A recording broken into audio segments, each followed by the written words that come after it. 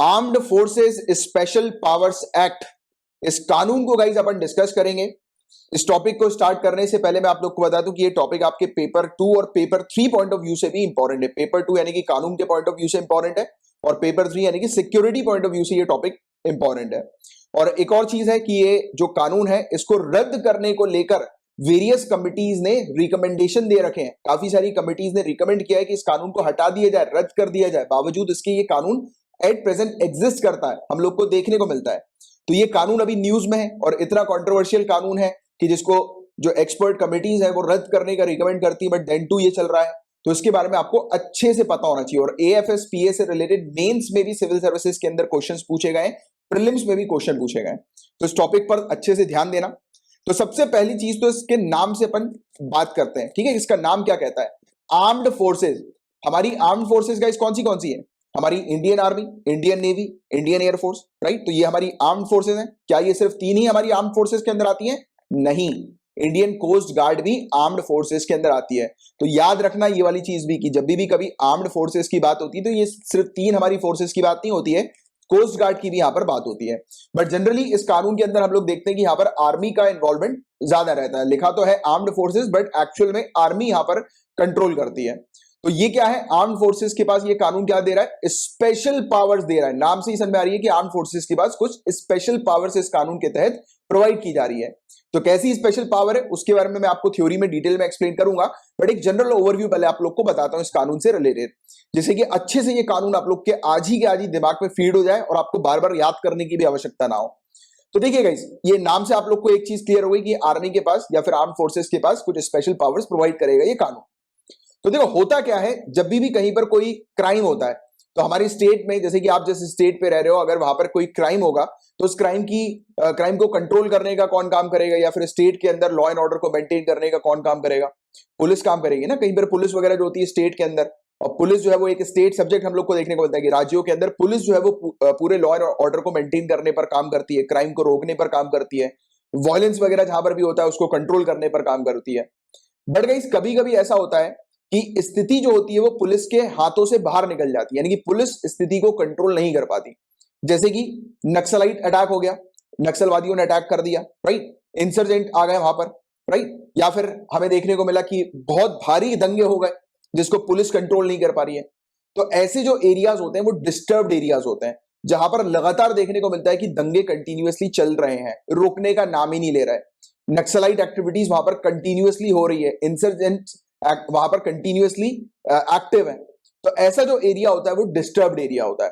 और उस एरिया पर ऑब्वियस ही बात है गाइस कि ये सब जो एरियाज है वहां पर सिविलियंस भी रहते हैं, हम लोग सिटीजन्स यहां पर रहते हैं, राइट, एरिया के अंदर, स्टेट के अंदर। तो अब सिटीजन्स को प्रोटेक्शन प्रोवाइड कराने के लिए क्या किया जाता है? आर्मी को डिप्लॉय कर दिया जाता है, वहां पर तैनात कर दिया जाता है कि आर्मी सिचुएशन को वहां पर कंट्रोल करे और सिविलियंस की रक्षा करे, क्योंकि पुलिस से जो है वो काम बन नहीं पा रहा है, पुलिस जो है वो मामले को कंट्रोल नहीं कर पा रही है।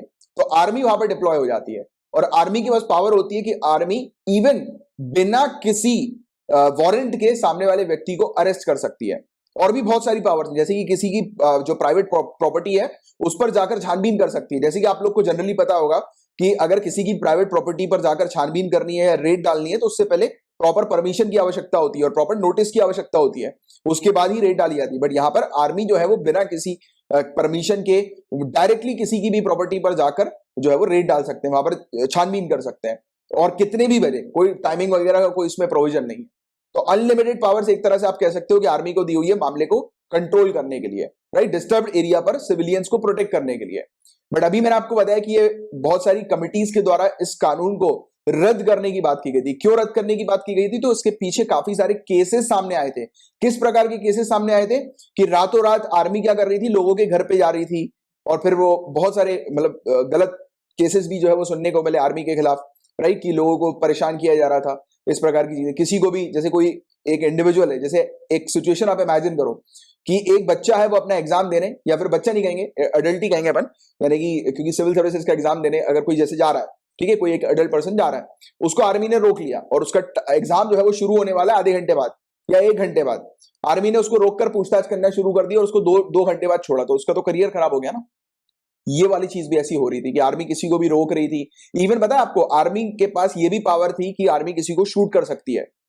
और एक केस हम लोग को इसी प्रकार का एक बार देखने को मिला था आर्मी के खिलाफ। वो कब हुआ था मुझे एग्जैक्टली डेट याद नहीं है, मतलब करीब 3-4 साल हो गए हैं उस केस को।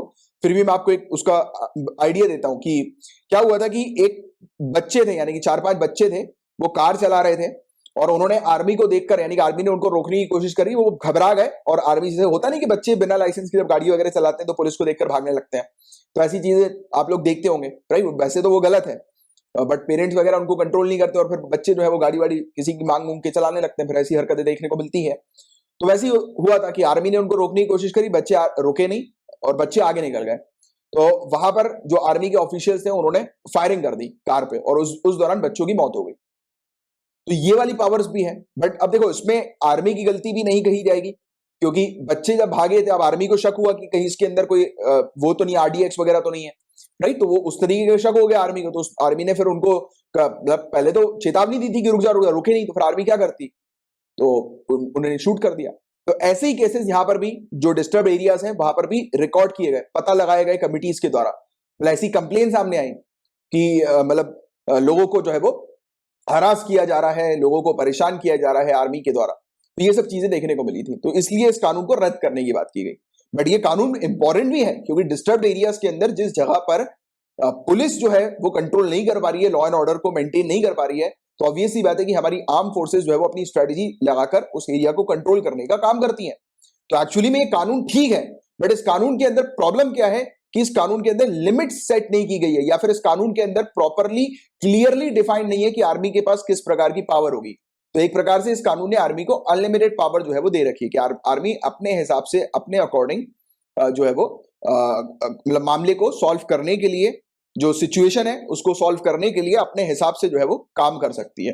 तो उस बीच जो है वो काफी जो है वो गलत चीजें भी सामने आई थी, जैसे मैंने भी आपको एग्जांपल के तौर पर बताया। तो ये था एक जनरल ओवरव्यू कानून से रिलेटेड। होपफुली आपको अच्छे से क्रिस्टल क्लियरिटी होगी कि ये कानून किस तरीके का है, राइट। तो अब अपन इस कानून के बारे में बात करता, और तो देखिए ये AFSPA, इसका मतलब क्या होता है कि हमारी जो आर्म्ड फोर्सेज है उनको पावर दी जाती है कि डिस्टर्ब्ड एरिया पर मेंटेन करना है पब्लिक ऑर्डर को, यानी कि लॉ एंड ऑर्डर को मेंटेन करना है डिस्टर्ब्ड एरियाज पर। अब पहले जान लो कि ये डिस्टर्ब्ड एरियाज कौन से होते हैं। तो arm forces special powers act के सेक्शन 3 के तहत ऐसे एरियाज जिसको नोटिफाई किया जाता है डिस्टर्ब एरिया के तौर पर, वो कुछ इस प्रकार के एरिया होते हैं जहां पर लगातार हमें विवाद देखने को मिलते हैं, डिस्प्यूट्स देखने को मिलते हैं, रिलीजियस, रेशियल, लैंग्वेज या रीजनल ग्रुप्स के बीच में, या कास्ट के बीच में, या कम्युनिटीज के बीच में, यानी कि मोटे मोटे तौर पर एक प्रकार से दंगे जिस एरियाज पर होते हैं, ऐसे एरिया जो है वो हम लोग को डिस्टर्ब्ड एरिया के तौर पर देखने को मिलते हैं।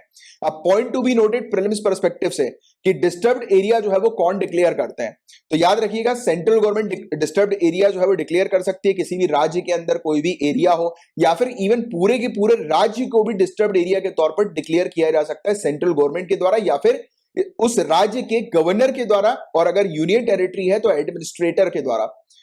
पूरे के पूरे एरिया को स्टेट के डिक्लेयर किया जा सकता है डिस्टर्ब्ड एरिया के तौर पर, पूरी की पूरी स्टेट को डिक्लेयर किया जा सकता है, या फिर स्टेट के कुछ पार्ट्स को डिस्टर्ब्ड एरिया के तौर पर डिक्लेयर किया जा सकता है, राइट। तो ये वाली चीज बस आप लोग को थोड़ी सी पता होनी चाहिए, डिस्टर्ब्ड एरिया क्या होते हैं, और ये इंपॉर्टेंट है प्रीलिम्स पॉइंट ऑफ व्यू से कि सेंट्रल गवर्नमेंट या फिर उस राज्य के या यूनियन टेरिटरी के एडमिनिस्ट्रेटर या फिर राज्य के गवर्नर उस एरिया को, यानी कि जिस भी एरिया के अंदर इस प्रकार के इश्यूज हम लोग को देखने को मिल रहे हैं, दंगे वगैरह देखने को मिल रहे हैं, जिस दंगों को पुलिस कंट्रोल नहीं कर पा रही है, तो ऐसे एरिया को डिस्टर्ब्ड एरिया घोषित किया जाता है। क्लियर है यहां तक बातें? आगे की बात करें, आर्म्ड फोर्सेस के पास किस प्रकार की पावर्स दी जाती है। तो देखो आर्म्ड फोर्सेस क्या करती है, जैसे आचार संहिता के समय पे हम लोग को क्या देखने को मिलता है कि एक जगह पर ज्यादा लोग जो है वो गैदर नहीं हो सकते, तो यहां पर बताया जाता है कि 5 या 5 से ज्यादा लोग जो है वो गैदर नहीं हो सकते हैं, मतलब जिस भी एरिया पर जो डिस्टर्ब्ड एरिया घोषित कर दिया जाता है, तो आर्मी इस प्रकार के रूल्स जो है वो निकाल सकती है, ला सकती है कि 5 या 5 से ज्यादा लोग वहां पर खड़े नहीं होंगे एक भी जगह पर, और अगर होंगे तो आर्मी फिर उनके खिलाफ कार्रवाई करेगी। आर्मी जो है वो ओपन फायर कर सकती है वार्निंग देने के बाद, जैसे मैंने भी आपको थोड़ी देर पहले वो केस नहीं बताया था कि बच्चों के ऊपर ओपन फायरिंग कर दी गई थी, बच्चे कार से आ रहे थे तो, राइट। इसके अलावा आर्मी किसी भी व्यक्ति को अरेस्ट कर सकती है बिना वारंट के, अगर आर्मी को लगता है कि सामने वाला जो व्यक्ति है वो संदिग्ध है, राइट, यानी कि वो क्राइम कर चुका है या करने की कुछ प्लानिंग कर रहा है, अगर ऐसा कुछ शक होता है आर्मी को किसी व्यक्ति के अगेंस्ट, मतलब इस प्रकार की कार्रवाई आर्मी कर सकती है।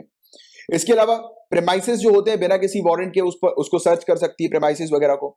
इसके अलावा कोई भी व्यक्ति अपने साथ फायर आर्म्स यानी कि वेपन्स वगैरह नहीं रखेंगे तो उस चीज पर बैन लगा सकती है, यानी कि एक इस प्रकार के रूल्स ला सकती है। किसी भी व्यक्ति को जो है वो अरेस्ट किया जा सकता है या फिर कस्टडी में लिया जा सकता है, पूछताछ की जा सकती है उसको, उस व्यक्ति के साथ, यानी कि घंटों तक उसको बैठाया जा सकता है। और फिर बाद में जाकर अगर आर्मी को लगता है कि हाँ यार ये संदिग्ध है, ये वाकई में इसको अरेस्ट किया जाना चाहिए, तो आर्मी क्या कर सकती है, नियरेस्ट पुलिस स्टेशन पर जाकर उस व्यक्ति को जो है वो सौंप देगी और पूरा प्रॉपर जो है वो नोटिस प्रोवाइड कराएगी, यानी कि पूरी चीज जो है वो लिखित में लिखवाएगी कि ये व्यक्ति जो है उसको क्यों पकड़ा था आर्मी ने और फिर क्यों इसको छोड़ा नहीं जाना चाहिए, क्यों इसको अरेस्ट कर दिया जाना चाहिए। तो उसके बारे में पूरी प्रॉपर रिटन नोटिस जो है ये प्रोवाइड कराएगी पुलिस थाने में। तो ऐसी पावर जो है वो इसमें आर्मी के अंदर हमें देखने को मिलती है। और गाइस इसके अलावा क्या इस कानून की कभी समीक्षा की गई थी पहले? तो हाँ, की गई थी। नवंबर 19 2004 में सेंट्रल गवर्नमेंट ने एक 5 मेंबर की कमेटी अपॉइंट करी थी जिसको हेड किया था जस्टिस बीपी जीवन रेड्डी जी के द्वारा, और इन्होंने रिव्यू किया था इस कानून को। और फिर बाद में आकर 2005 में कमेटी ने अपनी रिपोर्ट सबमिट करी और रिपोर्ट में सबसे पहली चीज कमेटी ने यह बोल दी कि इस पर्टिकुलर कानून को रद्द कर देना चाहिए, हटा देना चाहिए। और इन्होंने कहा कि अनलॉफुल एक्टिविटीज प्रिवेंशन एक्ट 1967 के अंदर, इस कानून के अंदर एक नया प्रोविजन जो है वो इंसर्ट करना चाहिए और जिसके अंदर प्रॉपर तरीके से क्लियरली जो है वो स्पेसिफाई करना चाहिए कि आर्म्ड फोर्सेस और पैरामिलिट्री फोर्सेस की पावर्स क्या होंगी, यानी कि डिटेल में बताना चाहिए। अभी जो पावर्स है उसके बारे में डिटेल में कुछ चीज स्पेसिफाई नहीं की गई है, मतलब एक प्रकार से अनलिमिटेड पावर जो है वो आर्म फोर्सेस के हाथ में। तो ये कहा गया कि पूरी प्रॉपर जो है वो किस प्रकार से उनको ऑपरेशन करना है और किस प्रकार से जो है वो कंडक्ट करेंगे, तो उनका एक प्रॉपर कोड ऑफ कंडक्ट जो है वो होना चाहिए आर्मी का, राइट। तो ये चीज जो है वो इन्होंने अपने रिकमेंडेशन के तौर पर मेंशन करी। इसके अलावा इन्होंने कहा कि जिस भी डिस्ट्रिक्ट के अंदर आर्म फोर्सेस डिप्लॉयड हैं तो वहां पर एक ग्रेवियंस सेल होना चाहिए। ग्रेवियंस सेल यानी कि जहां पर शिकायत कर सकें लोग, राइट। तो ऐसा ग्रेवियंस सेल जो है वो हर एक डिस्ट्रिक्ट में सेटअप होना चाहिए जहां पर आर्म फोर्सेस डिप्लॉयड, जैसे कि अगर कोई व्यक्ति आर्मी के खिलाफ कोई शिकायत करते हैं तो उनकी शिकायत जो है वो सुनी जाए और उसको रिजॉल्व किया जाए, राइट। इसके अलावा सेकंड एडमिनिस्ट्रेटिव रिफॉर्म कमीशन की 5वीं रिपोर्ट ने भी यही चीज कही थी कि एएफएसपीए को रद्द कर दिया जाए, हटा दिया जाए, बट बावजूद इसके कि एएफएसपीए आज भी एग्जिस्ट करती है, राइट। आसपा से related armed forces special power act से रिलेटेड आपको ऑलरेडी जानकारी है, कई बार इस टॉपिक को हम लोग डिस्कस कर चुके हैं। इसे लाइसेंस टू किल भी जो है वो कहा जाता है, ये टॉपिक अभी न्यूज में आया था इसी चीज को लेकर कि इसे लाइसेंस टू किल जो है वो रेफर किया जाता है। और बताया जा रहा है कि आसपा को समाप्त करना मणिपुर के नागा इलाकों में एक प्रमुख चुनावी मुद्दा हमेशा से रहा है। एक major election issue Naga areas में मणिपुर के हमेशा से रहा है कि आसपा जो है वो वहां पर खत्म कर दी जाए, एंड कर दी जाए। तो ये कंट्रोवर्शियल लॉ जो है वो हमेशा पॉलिटिकल रैलीज के दौरान स्टेट में हमेशा नजर आता है। जब भी कोई पॉलिटिकल रैली जा रही है या कोई भी पॉलिटिशियन खड़े हो रहे हैं तो वो इसी मुद्दे को जो है वो छेड़ते हैं कि मणिपुर से आफ्सपा को जो है वो हटाया जाए, armed forces special power act को हटाया जाए।